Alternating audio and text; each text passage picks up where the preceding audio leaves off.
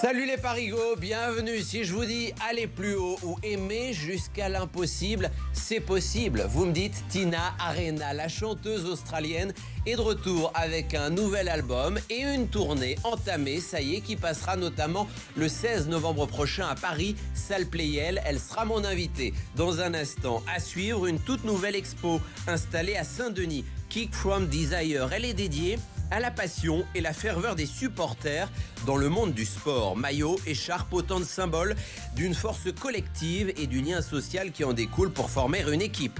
Au théâtre, zoom sur un spectacle autour du poil, oui, du poil, au théâtre La Croisée des Chemins. Et puis pour terminer, un coup de cœur lecture avec Karine pour le tout dernier Patrick Modiano qui vient de sortir. Je n'ai jamais suivi vos routes. J'ai voulu tracer mon chemin. Bienvenue à la salle Playel. Allez plus haut, allez plus haut. Cola, cola, Une cola. cloche sonne.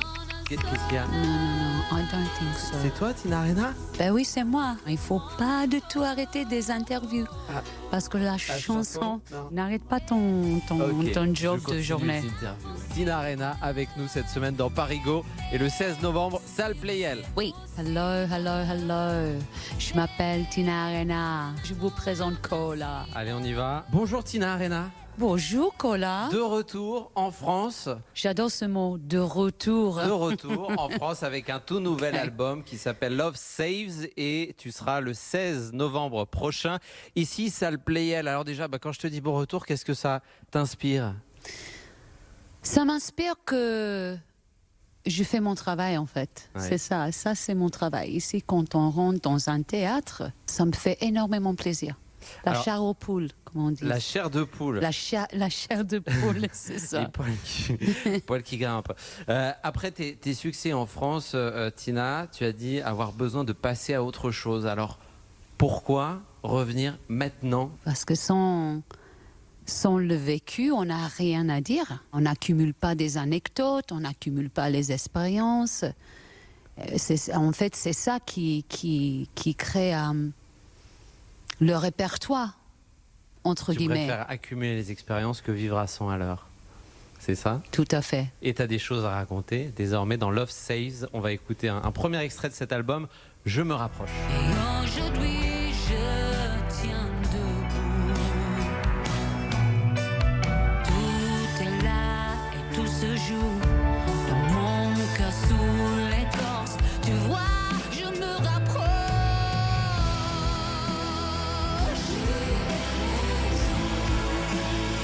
Tu vois, je me rapproche.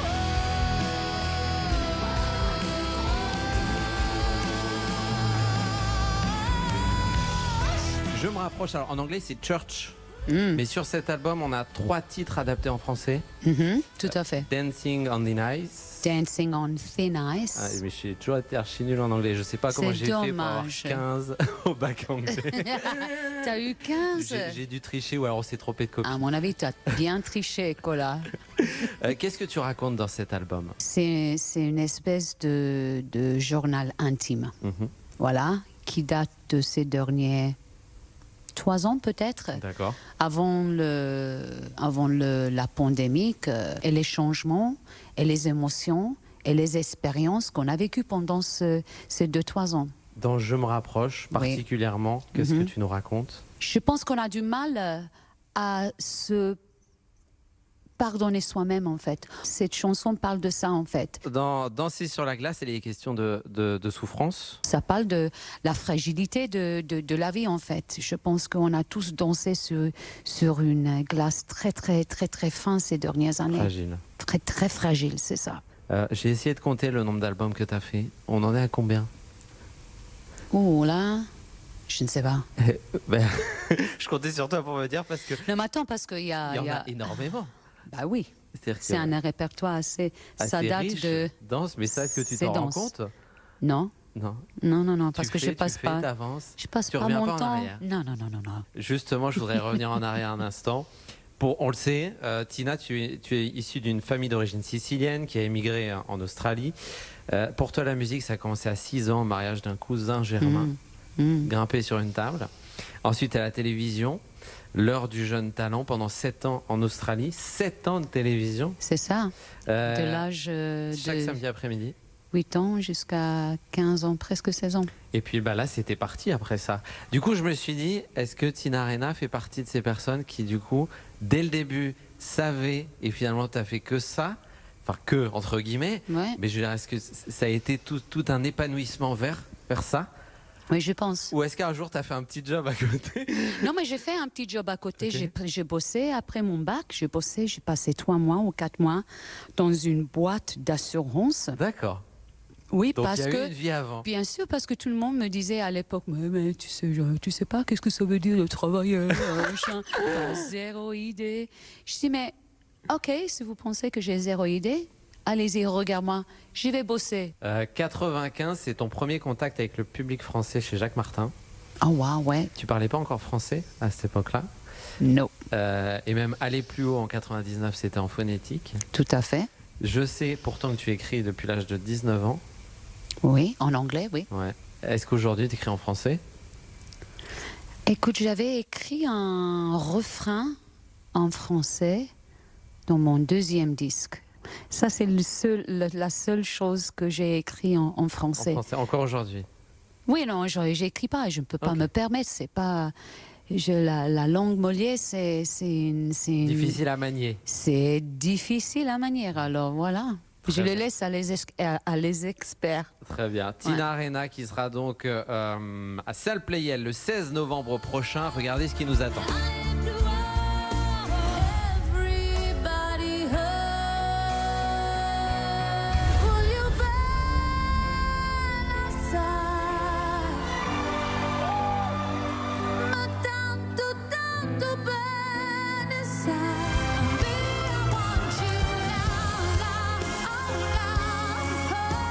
États-Unis, Londres, Italie, Espagne, Asie, tout ça, ce sont des coins où tu es passé plus ou moins longtemps.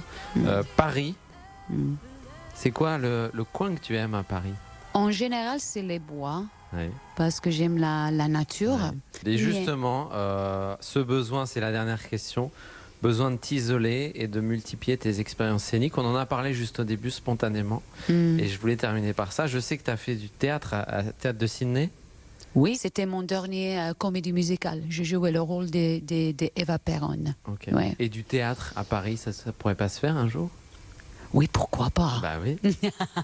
Yes. Tina Arena qui sera donc de retour en France et Salle Playel ici à Paris le 16 novembre prochain avec son nouvel album Love Saves. Merci Tina. C'est moi, Cola, merci.